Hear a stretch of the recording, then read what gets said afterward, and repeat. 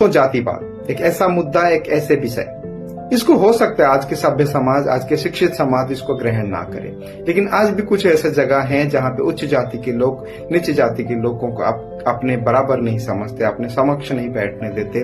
उन दोस्तों, इंसान तो इसमें त्रस्त था ही था, स्वयं भगवान जगन्नाथ जी भी इससे नहीं बच पाए थे। दोस्तों, मैं प्रद्युम्न आज ऐसी एक कहानी लेके आपके समक्ष आया हूं, जो आपको आशा करता हूं अच्छा लगेगा, आपका विचारधारा बदलेंगे, आपकी सोच बदलेंगे। आजकल के जमाने में, आजकल के सभ्य समाज में इंसान हर कोई काबिलियत रखता है कहीं उच्च जगह पे पहुंचने के लिए। तो जगन्नाथपुरी में एक महिला रहती थी, उसका नाम थी श्रेया। श्रेया लक्ष्मी जी की बहुत बड़ी भक्त थी और लक्ष्मी जी को बहुत मानती थी, पूजती थी। पूरी श्रद्धा के साथ वो हर वीरवार को लक्ष्मी जी की पूजा करती थी। एक दिन एक मार्गशीर महीने में लक्ष्मी जी की वो पूजा कर रही थी और लक्ष्मी जी उसके घर में प्रकट हुए, उससे प्रसन्न हुए, उसे आशीर्वाद किए। ये देखते हुए बलराम जी, बलभद्र जी, उनको ये बात रास नहीं आया, क्योंकि वो भाई बड़े भाई हैं और उनको ये छोटे जात थोड़ा सा नापसंद था।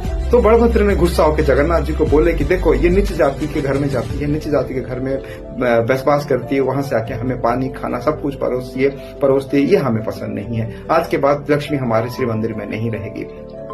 तो ऐसे सुन के लक्ष्मी जी बहुत दुखी हुए। लक्ष्मी जी बहुत समझाया जगन्नाथ जी को कि देखो, वो मेरा भक्त है, आप जैसे अपने भक्तों की ध्यान रखते हो, मैं भी अपने भक्तों की ध्यान रखता हूँ, मैं आगे से ऐसे नहीं करूंगी, लेकिन हाँ, ये बार मेरे से गलती हुआ। तो जगन्नाथ जी इसको सुन के उन्होंने कहा कि नहीं, ऐसा नहीं हो सकता, जो बड़े भाई के आदेश है मुझे उसको पालन करना ही होगा और आप कृपया अपने मायके पधार जाइए। उन्होंने अच्छे अलंकार, अच्छे वस्त्रों को सब कुछ देते हुए एक साधारण महिला की तरह उन्होंने श्री मंदिर को त्याग दिया और जगन्नाथ मंदिर को त्याग दिया।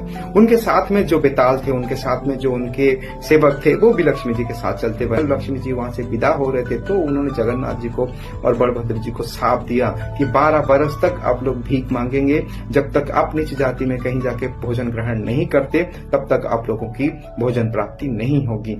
समंदर के किनारे एक जगह जाके लक्ष्मी जी ने विश्वकर्मा को आदेश दिया कि उनके लिए घर बनाया जाए, जो उनके सेवक के साथ उन लोगों ने रहा। तो लेकिन यहाँ पे एक इंटरेस्टिंग बात यह था कि जो साप उन्होंने जगन्नाथ जी को दिया था कि 12 बरस तक आप ऐसे ही भूखा प्यासा रहेंगे, उसको कहीं ना कहीं उनको लागू करना था। तो उन्होंने बेतालों को आदेश दिया कि जैसे ही जगन्नाथ जी बलभद्र सोएंगे, आप उनके घर का सारा सामान, उनके वस्त्र, उनके आसन, उनके रहन सहन, सब कुछ सामान आप यहाँ पे लेके आ जाएंगे। तो बेतालों ने उनके आज्ञा का पालन किया और जगन्नाथ मंदिर गए। जगन्नाथ जी बलभद्र को एक खटिया पे उनको शिफ्ट करके, उनको स्थानांतरित करके वहां से सारा कुछ उन्होंने ढोके ले आया। अगले दिन सुबह जब जगन्नाथ बलभद्र जी उठे, देखे ना उनके अनाज था, ना उनके खाने के लिए कुछ सामान था, ना उनके घर में कुछ भी एक दाना तक नहीं था जिससे वो खाना खा सके। तो वो देख के जगन्नाथ जी देखे, अरे ये क्या हो गया, लगता है कि लक्ष्मी जी का जो साप दिया था वो कहीं ना कहीं काम करने लगा है। तो वो उठे तो रसोईशाला में गए, वहां पे जाके देखे कि वहां भी कुछ भी नहीं था, एक दाना नहीं था।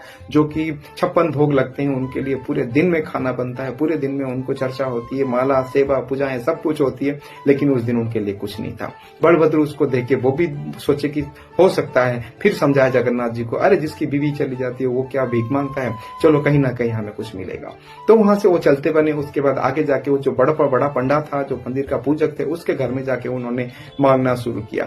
जैसे ही पंडित जी के पत्नियों ने देखा कि अच्छा कोई ब्राह्मण है दरवाजे पे, वहां पे खाना मांग रहे हैं, तो उन दोनों को जैसे ही वो अपने बर्तन से खाना लाके देने लगे, खाना उभान हो गया। तो वो देखते ही समझ गए, अरे ये तो लक्ष्मी इनके पास नहीं है, ये लोग हत लक्ष्मा है। एक दिन फिर से समंदर के किनारे पहुंचे, वहां पे देखा उन्होंने बहुत ही बड़ा एक मकान था, एक महल था। उस महल में कुछ महिलाएं सामने खड़ी थी, उनको जाके भीख मांगा। तो उन्होंने समझाया कि देखिए, ये तो एक नीच जाति का घर है, आप अगर यहाँ भोजन ग्रहण कर सकेंगे तो हम देने के लिए राजी हैं। तो उन्होंने, दोनों भाइयों ने आपस में विचार विमर्श किए। उसके बाद उन्होंने जाके बोला कि नहीं, आप अगर हमें बर्तन दे देंगे और राशन दे देंगे तो हम यहाँ पे खाना बना के यहाँ पे खा सकते हैं। तो उन्होंने वहां पे राजी हो गए। उनके लिए मट्टी का भाड़ दिया, उनके लिए आग दिया, उनके लिए जालनी सामग्री दिया, राशन पानी दिया। लेकिन उन्होंने जितना भी कोशिश किया वहां खाना बनाने के लिए, अग्निदेव की वहां पे कृपा नहीं रही और उन्होंने वो खाना भी नहीं बना पाए, धुआं ही धुआं होता रहा। इतने में गुस्सा होकर बलभद्र जी ने उसके पूरे बर्तन तोड़ दिए, उनके आग को तहस नहस कर दिए, राशन पानी सब फेंक दिए। फिर उन्होंने विचार किया, हे जगन्नाथ, तुम आदेश करो कि हम यहाँ पे खाना खाएंगे, जो भी हो, जाति छोटा हो बड़ा हो, हमें उससे कोई लेन देन नहीं है, लेकिन अभी भूख लग रहा है, हमें यहाँ खाना खाना है। जो मालकिन को उन्होंने जाके बोला, वो मालकिन स्वयं माँ लक्ष्मी थे। उन माँ लक्ष्मी ने बड़े खुशी खुशी बोले कि ठीक है, मैं आज भोजन बनाती हूँ। जो 56 भोग होते थे वो सारे भोग उन्होंने लगाया, सारे भोग उन्होंने बनाया। जैसे जैसे दोनों भाइयों को ये भोग परोसता चला गया, जगन्नाथ जी को कहीं ना कहीं से वहां पे लग रहा था कि ये खाना, ये स्वाद तो माँ लक्ष्मी का ही है।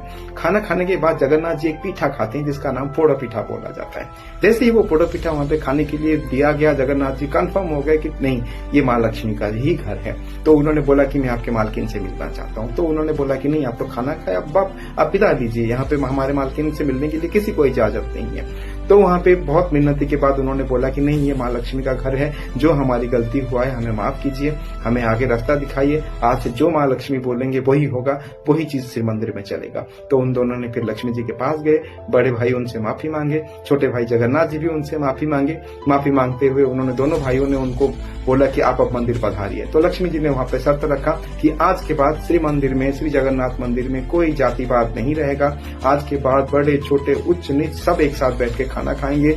वहां पे कोई खाना बढ़ा नहीं जाएगा, कोई खाना किसी को परोसा नहीं जाएगा, जिसके लिए जगन्नाथ मंदिर का, श्री जगन्नाथ मंदिर का महाप्रसाद को अबड़ा बोला जाता है, मतलब उसको नहीं परोसना है। तो इससे दोस्तों, जब जगन्नाथ जी इसमें सुधर गए, जगन्नाथ जी फिर अपने स्वयं अपने पूर्ण रूप के वापस आए, बड़े मंदिर में पूजा चर्चा सब कुछ होने लगा, फिर भक्तों की भीड़ लगी। दोस्तों, ये इंसान की बात नहीं है, स्वयं भगवान भी इससे त्रस्त थे, तो स्वयं भगवान भी इसको भुगत चुके हैं। तो कृपया आप सब अपना सोच बदलिए, अपना विचार बदलिए, और उच्च नीच आज के सभ्य समाज में, आज के शिक्षित समाज में ये सब कुछ नहीं होता है। हर कोई काबिलियत रखता है, हर कोई अपने आप को ऊपर रखता है कि मैं इस कोई भी उच्च पदवी पे वो बैठ सकता है। तो दोस्तों, आशा करता हूँ ये वीडियो आपको अच्छा लगा होगा। अगर अच्छा लगा है तो प्लीज कृपया इसको कमेंट कीजिए, शेयर कीजिए, मुझे सजेस्ट कीजिए कि मैं और कैसे इसको बेहतर से बेहतर बना सकूं। आशा करता हूँ ये वीडियो आपको अच्छा लगा होगा। तो please keep following, keep sharing. Thank you so much. जय जगन्नाथ।